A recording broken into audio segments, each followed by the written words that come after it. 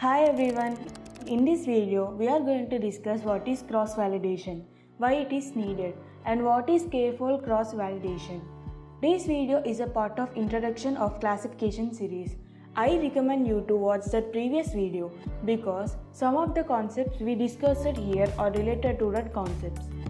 Now we will start our discussion with an example.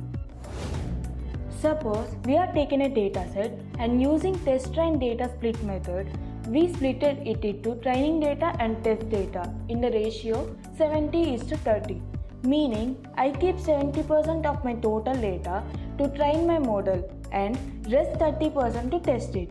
Next, I train my model with different values of k and capture its accuracy on my test data. Assume we get a table like this. Now, if you observe at k equals to 3, the model achieved the highest accuracy of 90% and after that, we see a decreasing trend in the accuracy. So, based on these tables, we come to the conclusion that my appropriate value for k is 3. This all sounds good, but there is a small problem with it. We are not generalizing our machine learning model, but the whole objective of machine learning is generalizing, right? If you think about KNN, we use the test data to basically determine the right value of k and the train data to find the nearest neighbors.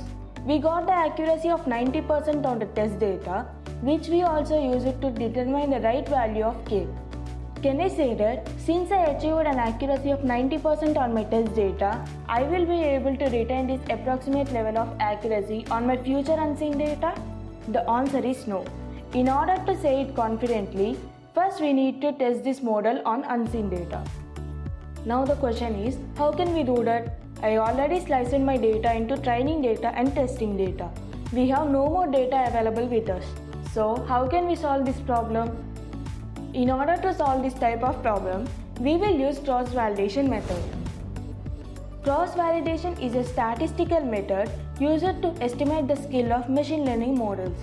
It is commonly used in applied machine learning to compare and select a model for a given predicting modeling problem because it is easy to understand, easy to implement and results in skill estimates that generally have a lower bias than other methods. In cross-validation, instead of splitting the data into two parts, we split it into three: training data, cross-validation data and test data. Here, we use training data for finding nearest neighbors, we use cross-validation data to find the best value of k, and finally we test our model on totally unseen test data. This test data is equivalent to the future unseen data points. In this cross-validation method, we use train and cross-validation sets to find KNN, but we don't touch testing data.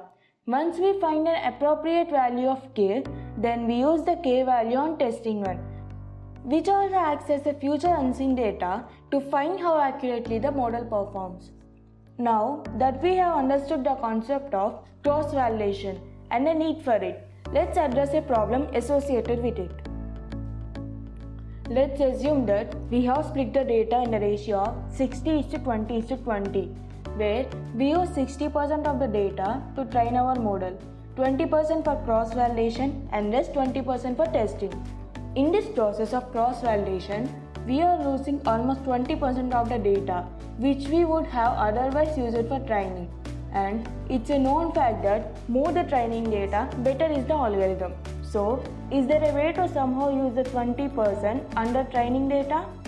To solve this problem, k-fold cross-validation method is introduced. So what happens in this method is, first we will split the data into training data and testing data. After splitting, we further randomly split the training data in 4 equal parts. D1, D2, D3 and D4 are the 4 randomly split equal parts of training data. Once we completed splitting the dataset, we need to proceed like this. For k equals to 1, I pick D1, D2 and D3 as my training dataset and set D4 as my cross-validation data and find the nearest neighbors and calculate its accuracy. Again for k equals to 1, I pick D1, D2 and D4 as my training dataset and set D3 as my cross-validation data. I find the nearest neighbors and calculate its accuracy. I repeat the above steps with D2 and D1 as my cross-validation dataset and calculate the corresponding accuracy. Once done with it, I get 4 accuracies for the same value of k equals to 1. So, I consider the mean of these accuracies and assign it as the final value when my k equals to 1. Now, I repeat the above steps for k equals to 2 and find the mean accuracy for k equals to 2. So on and so forth, I calculate the accuracies for different values of k. Now, note that for each value of k, I have to compute the accuracy 4 times. This is because I randomly split my training dataset into 4 equal parts.